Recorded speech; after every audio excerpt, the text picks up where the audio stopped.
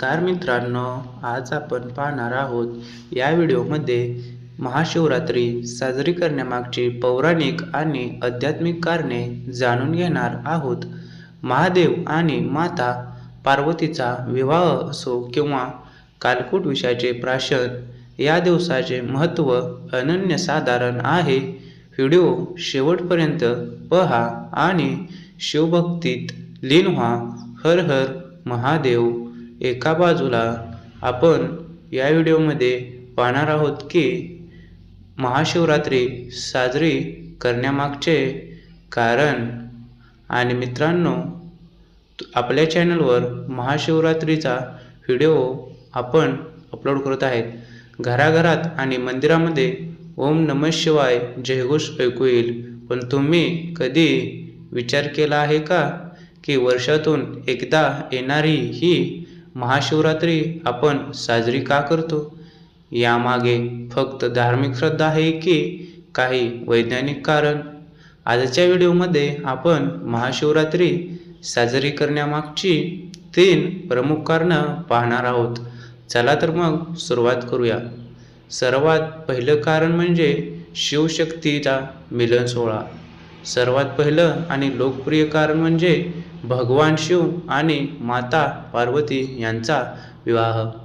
पौराणिक कथानुसार महाशिवरात्रीच्या दिवशीच महादेव आपल्या वैराग्य जीवनातून गृहस्थाश्रमात परतले होते. हा दिवस म्हणजे पुरुष आणि प्रकृती यांच्या मिलनाचा उत्सव आहे. म्हणूनच या दिवशी अनेक भाविक उपवास करतात आणि रात्री जागरण करून शिवपार्वतीच्या लग्नाचा आनंद साजरा करतात. दुसरं महत्त्वाचं कारण आहे समुद्र मंथन. जेव्हा देव आणि दानवांनी अमृत मिळवण्यासाठी समुद्र मंथन केलं तेव्हा सर्वात आधी त्यातून हलाहल नावाचं भयंकर विष बाहेर पडलं. हे विष इतकं घातक होतं की संपूर्ण सृष्टी नष्ट होऊ शकली असती. जगाला वाचवण्यासाठी भगवान शंकरीने ते विष स्वतः प्राशन केलं आणि आपल्या कंठात साठवलं. यामुळे त्याचा कंठ निळा पडला आणि त्यांना नीलकंठ हे नाव मिळालं. ज्या रात्री महादेवांनी हे विष पिऊन जगाला वाचवलं ती रात्र म्हणजे महाशिवरात्री. आता वळूया तिसऱ्या कारणाकडे, जे थोडं वेगळं आणि वैज्ञानिक आहे. आध्यात्मिक दृष्टिकोनातून पाहिलं तर महाशिवरात्रीच्या रात्री पृथ्वीचा उत्तर गोलार्ध अशा स्थितीत असतो की मानवी शरीरातील ऊर्जा नैसर्गिकरित्या वरच्या दिशेने सरकते. म्हणूनच या रात्री जागरणाचं महत्त्वाचं आहे.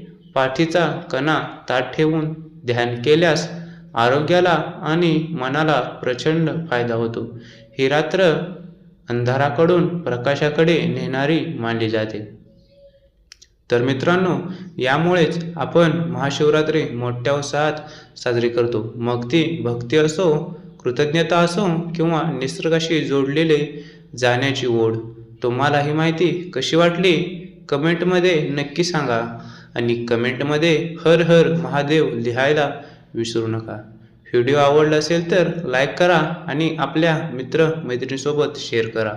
चॅनलवर नवीन असाल तर सबस्क्राईब नक्की करा. भेटूया पुढच्या व्हिडिओमध्ये. तोपर्यंत धन्यवाद.